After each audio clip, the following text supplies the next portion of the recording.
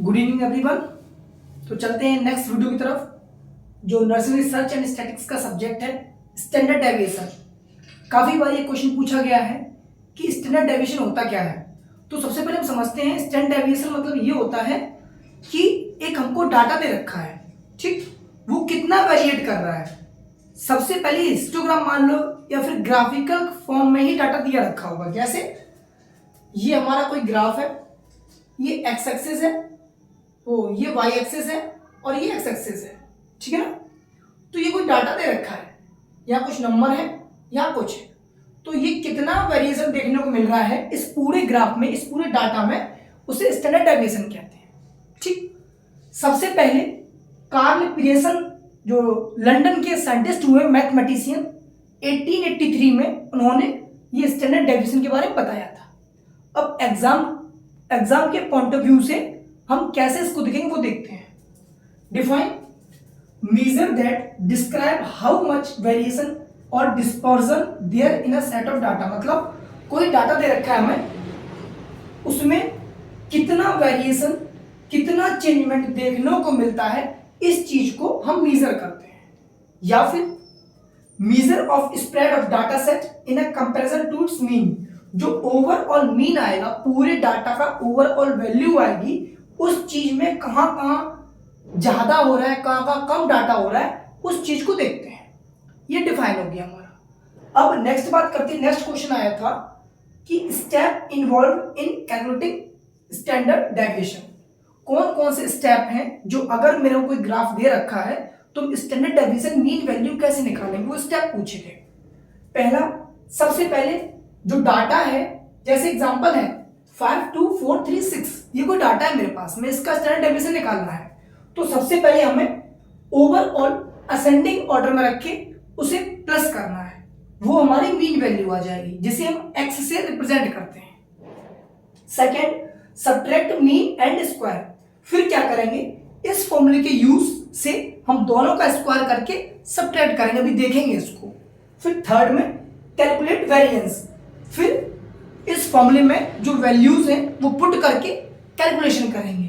Fourth, find the square of variance. और last में जो स्क्वायर आएगा उसका आंसर निकाल के जो चेंजमेंट आ रहा था वो देखेंगे। ये 4 स्टेप थे, उन्हें आप याद रखिएगा। सबसे पहला मीन कैलकुलेट करना है, जो डाटा दे रखा है वो। दूसरा, सब्ट्रैक्ट करना है, उस मीन को फॉर्मूले में रखे। तीसरा, स्क्वायर के साथ में। तीसरा, उस फॉर्मूले को कैलकुलेट करना है, जो वैल्यू आई है उनको पुट करके। Fourth, find the square of variance. Last में उसका स्क्वायर रूट करके आंसर निकाल देना है, वेरिएबल जो भी है। क्वेश्चन है, उसकी हेल्प से समझते हैं स्टैंडर्ड डेविएशन कैसे निकालेंगे। तो कोई वैल्यू थी मेरे पास 52436, ठीक, ये कोई न्यूमेरिकल वैल्यू है, मेरे को नहीं पता क्या है। आपको डाटा के फॉर्म में मिल सकती है, ग्राफिकल के फॉर्म में मिल सकती है, तो आप सिर्फ वैल्यू से मतलब रखेंगे। फॉर्मूला स्टैंडर्ड डेविएशन को डिनोट करते हैं सिग्मा से, जो सिंबल है सिग्मा, ये स्टैंडर्ड डेविएशन का सिंबल है। फॉर्मूला, ये समेशन का सिंबल है ई, यानी प्लस एक्स स्क्वायर, जो मीन है उसका square, upon N, total number कितने हैं 1 2 3 4 5 नंबर है, एन की वैल्यू 5 हो गई। एक्स वैसे हम अपॉन एन, उसका पूरे का होल स्क्वायर। अभी इसे पुट करेंगे तब समझेंगे, फॉर्मूला याद कर लेना आप लोग, ठीक है। जो वैल्यू थी मेरे पास में उसको मैंने अरेंज कर लिया असेंडिंग ऑर्डर में, 2 3 4 5 6, एक्स वैल्यू रख के, ठीक। बताया था मीन मतलब एक्स, ठीक, ओवरऑल डाटा मतलब एक्स। सबको प्लस करेंगे, एक्स की वैल्यू आ गई 20 हमारी। अब स्क्वायर, इसका मतलब ही स्टैंडर्ड डेविएशन का कि स्क्वायर करना वैल्यू। अब जो मीन आई है उसका स्क्वायर कर देंगे तो एक्स स्क्वायर की वैल्यू निकल आएगी। 2 का स्क्वायर 4, 3 का स्क्वायर 9, 4 का स्क्वायर 16, 5 का स्क्वायर 25, 6 का स्क्वायर 36, ये हमारे आ गई एक्स स्क्वायर की वैल्यू। तो ई एक्स स्क्वायर आ गया 90, इन सबको प्लस करने पे, ठीक है। अब फॉर्मूला में इसको पुट करते हैं। तो फॉर्मूला क्या था मेरे पास में, under root square root E X square upon N minus E X N का होल स्क्वायर। फॉर्मूला पुट कर दिया ये वाला यहाँ पे, ठीक है। लिख लेना इसको, ऐसे आप सुनने से नहीं होगा, ये मैथमेटिक्स है। हालांकि नर्सिंग रिसर्च में जब कोई चीज रिसर्च करते हैं तो कहीं कैलकुलेशन आती है, तो वही पोर्शन डाल रखा है इन लोगों ने, ठीक है। तो स्टैटिक्स में क्या हुआ, फॉर्मूला हमने यहां से ये पुट कर दिया। एक्स स्क्वायर, एक्स की वैल्यू कितनी आई